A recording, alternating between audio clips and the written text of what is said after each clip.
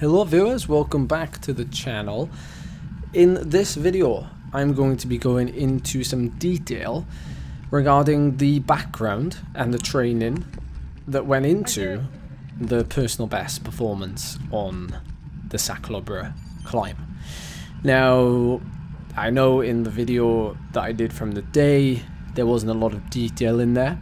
There was a lot of overview. I felt like I talked a lot about like the backstory and Tom Pidcock and the KOM and the climb and everything, but this one is going to go into the weeds a little bit more.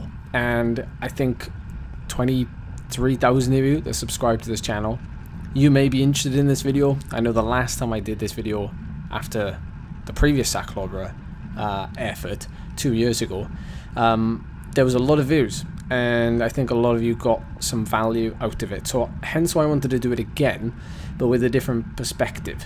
Go into more detail about the training and prep, and how maybe you can come away with some tools and some interesting ideas that you can implement into maybe your training. If you want to head out to Calobra and try and beat your personal best. Or any other climb, really, for that matter. I think Calobra though, it's kind of become, would I say it's overhyped? I don't know. I mean, it's definitely become the climb that people, you know, they feel like they can compare themselves, you know, year in, year out when they come out to it and they do it. But to be honest, you can do it on any climb, can't you? I think it's just because everyone comes out to Mallorca and it's part of their cycling holiday or camp or something, and they just want to, you know, go faster on this climb, and it's just turned into that. So don't blame me. Don't shoot the messenger. I'm just somebody who's also, you know, tried going as fast as I can on this climb, amongst many climbs, of course. So looking at the preparation then, I've got some data in front of me, and I am just going to talk. So, you know, enjoy the footage, enjoy the scenery, new graphics on this power overlay. If you've got any questions about the pacing or about the training or anything else that I touch upon in this video, obviously I'll try and cover everything, but in just 25 minutes, it's not really that long. Then yeah, please comment down below and I'll try and reply with a big paragraph or essay. So my training leading up to this then was pretty darn good. Like looking back at the maybe 8 to 10 weeks prior to coming out to Mallorca, I had a very solid period of training. Both March and April, I actually trained for 67 hours in both of those months. Now that wasn't planned. I don't generally plan my training to the T. I do a lot of my training off a feel. However, I do plan interval sessions that I feel like are key sessions that will aid my development. So really, I do go off a feel a lot of the time. Experience has taught me that, but also I kind of know after 15 years of riding at this kind of level what I need and when. And I make rough plans, but they're not always set in stone. The key thing to remember though is I was very consistent in the 8 to 10 weeks prior to this. I was consistent not just in riding, but I was consistent with the way I felt, and I feel like that's a very underappreciated metric nowadays. You know, we have so many pieces of technology now that tell us how we feel, how we should feel, and yet, you know, I think the most important one is how we actually feel ourselves. And so the consistency really had me. I was banging out sessions left, right and centre. But the first thing I want to talk about, and that's something that you can maybe start with, because it's certainly something I started with, is a test, like to see where your fitness lies. Now, when you're building for a climb like this one, and obviously we're using this one as an example, first of all you want to have like a goal time in mind, realistic goal time. And I knew that last time I did this climb was 24.5 minutes, and I want to be in that ballpark again, so anywhere between 20 minutes and 30 minutes. A lot of what I'm going to talk about now, there's a lot of crossover. Like if your goal time for this climb is between 30 minutes and 45 minutes or 45 minutes and 60 minutes, there is a lot of crossover. Okay, so Under that though, maybe less so, but certainly, you know, you can take elements of my preparation and certainly apply it to your, you know, training plan, essentially. So I worked on the basis of getting the volume in when I could, and I think the longest ride I did over this 6 to 8 week time period leading up to it was about 6.5 hours. It wasn't a regular thing. Like, I would have liked to have done more if I could, maybe, but I didn't feel like I necessarily needed it. You know, don't forget this effort's really short. It's the intensity that matters. Yes, obviously overall training volume is going to play a part as well, but I've been doing this for 15 years, so that's really not necessarily going to play the biggest part in this performance. Having said that though, I took advantage of the times that I could ride long, and I would often do, you know, a 4 or 5 hour bike ride at conversational pace, which is now labelled, you know, zone 2. So the interval sessions were more like 1 to 2 a week that I knew were absolutely nailed on to be key sessions, and I kept them as simple as possible, and I'll get onto that a little bit more in a minute. But essentially you need a starting point, and for me, I really don't do well with an FTP test, for example, that's a ramp test, and I wouldn't advise you using a ramp test to gauge a number that you're going to use to base your training off for an effort like Calobra. So the reason being is, for Calobra, you know, even for me, it's a short effort, 24 minutes, but for a lot of people it's going to be double that. And a ramp test is only going to give you really a snapshot of a number that you know what I mean? It's a very short effort, a ramp test. So you need, and I really enjoy the Calobra baseline test, which is essentially, if you Google it, a very long test, 30 minutes plus potentially for a lot of people.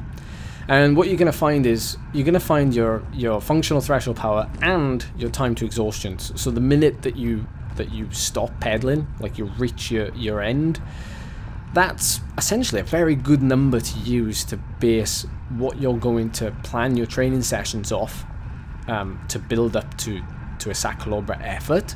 You know, and again, this can cross over to many different climbs. I'm just using this as an example. But let's say you're trying to get a sub 40-minute Calobra time, for example, and you do this FTP time to exhaustion test, and you come up with a number of, you know, say 300 watts for 35 minutes. Now you know that potentially you're not going to be able to ride Calobra at that power because you're going to blow up 5 minutes too early, for example. So it gives you a number to work with, both watts and time. So you're able to start to piece together some training sessions that will allow you to maybe work just below that number, just below that 300 watts, but for say 2 by 20 minutes, 2 by 30 minutes. And don't be shy with the rest periods. That's what I found with this build-up, is that I think I wasn't afraid to have really short rest periods in between these blocks of hard work. Not super hard, you know, you build in the lactate, of course, but it's not so bad that within the first, you know, couple of intervals you're really struggling. The idea is it's gradually building throughout the session. So the hardest session, the 2 hardest sessions I ever did, albeit one was more a structured interval session, was a 5 by 15 minutes at a little bit of an undulating intensity. It wasn't like, you know, pegged at say 330 watts, which was actually the average of the interval. It wasn't pegged at that, it was more undulating. The reason why it's undulating is because it starves or fights boredom rather, and also it's kind of relevant to outdoor riding. If you're doing this indoors, if you're doing it outdoors, it kind of comes naturally, of course, and I wouldn't stress about power being, you know, a tad undulating when you're doing these training sessions. But generally, you know, this climb, if you look at my power numbers, they haven't been rock solid. They've been fluctuating, you know, 10, 15 watts. And that's because as the gradient goes steeper, I'm pressing slightly harder, and as the gradient shallows off, you know, I'm thinking about not saving energy, but, you know, I'm going a little bit faster there, so it's not necessarily a place where I maybe need to gain time. It's more just about where I'm distributing my effort. So the training sessions would kind of reflect that. And so building up gradually to this 5 by 15 minute session at about 90-95% of FTP, I was able to actually have really short recovery periods. I think the recovery periods I having was just 5 minutes in between those 15-minute work blocks, which is really quite short. But once you get to that point where you're able to stretch and stretch and stretch yourself that little bit further, you can start to feel the changes sometimes before you actually visually see the change in the training plan or even in your FTP. You know, because you don't have to test to witness fitness gains. Okay, so I know that might sound like completely, like, that might blow your brain. Like, you don't actually need to do a test to know if you're stronger. You know, sometimes people get caught in this matrix where they're like, okay, I'm feeling like really strong now, I need to do an FTP test. And I tell people, if you do that and you only gain 5 watts, is that going to demoralize you? Probably. So don't do it. Just keep plugging away, keep following the process, and training is testing and testing is training. That's a really nice quote that I like. And this is a good example. So during this period of training over those 8 weeks, yes, I had some volume. I was averaging about 15-16 hours a week. That's not crazy, you know. It's a little bit of a push, I imagine, for most people, but it's not crazy hours. I've come off the back of a good winter, but not my best winter. It's not been as consistent as I like, but it's still been good. And I've just been having these 1 to 2 sessions a week where I've been really, like, planning specifically to progress in these sessions, and constantly monitoring how I feel, because that's important as well. You know, if I need to miss a session, I'll move it a couple of days and then we'll have a go at it maybe. And I think Zwift racing was another thing, which, you know, you might shudder, but hear me out. So doing some Zwift racing allowed me to dabble in some really high intensity, you know, short blocks at high intensity, a couple of minutes here and there, but nothing too strenuous. And this was just thrown in maybe once a week. You know, it wasn't structured, but it gave me that upper end above FTP. But everything else, you know, I was very much, you know, a lot of zone 1, zone 2, you know, a lot of time round threshold, and then a lot, well, very little rather, time around, you know, above that.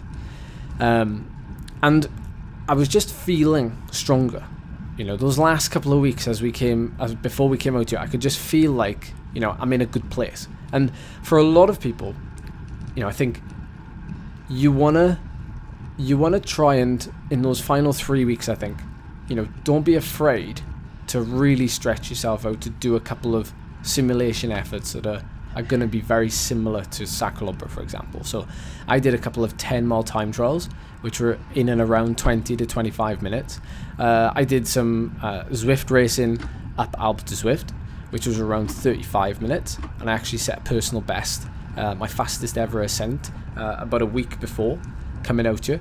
You know, that gave me a really good opportunity to practice pacing, practice patience, you know, because that's another thing. If the climb is really long for you, you know, if this effort of Calobra is a 45-minute, 60-minute climb, you've got to be focused far longer than I have.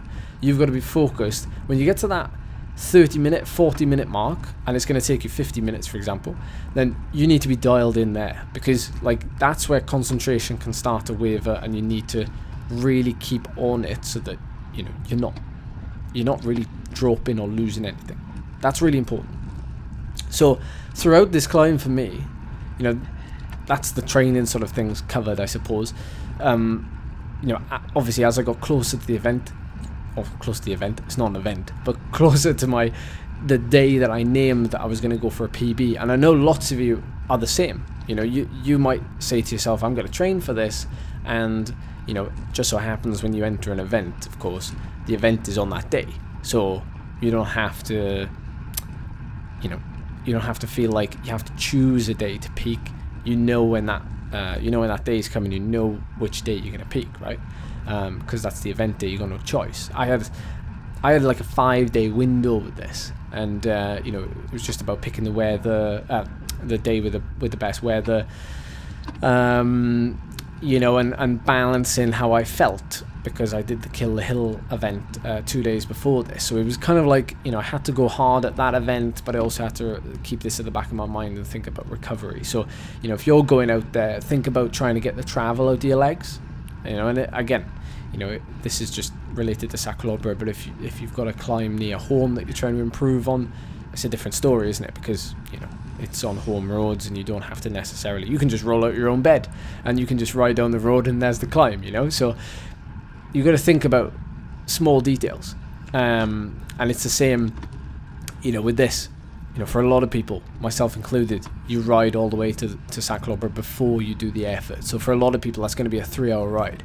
You know, you got to think about nutrition during that time period as well.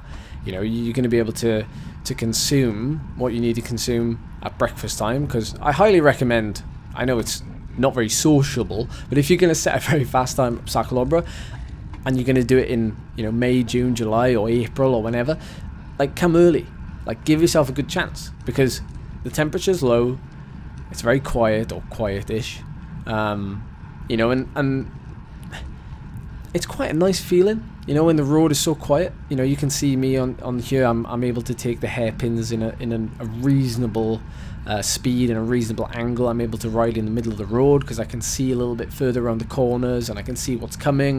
You know, it's a little bit safer actually than sticking to one side of the road, and you're able to avoid portals and things like that.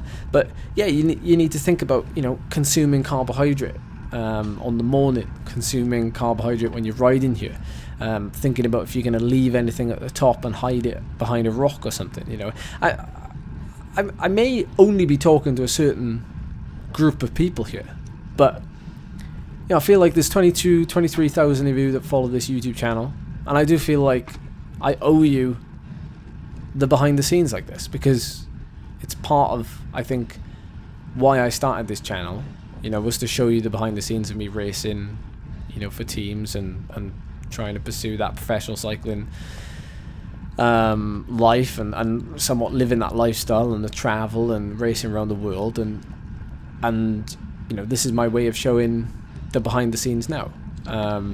So in terms of pacing, because I feel like that's the other, you know, important part of this.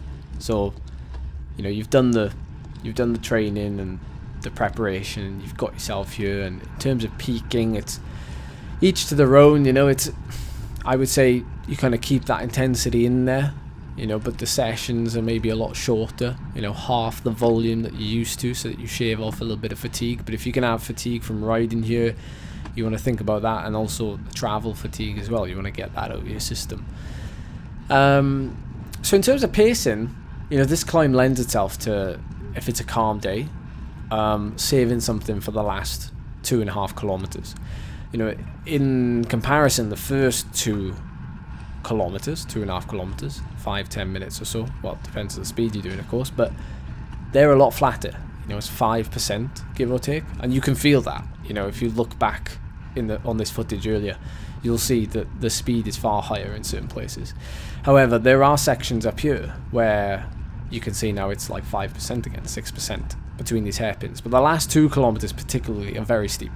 You know, you're talking 10%, which is double the percent of the lower slopes, and that's a considerable difference.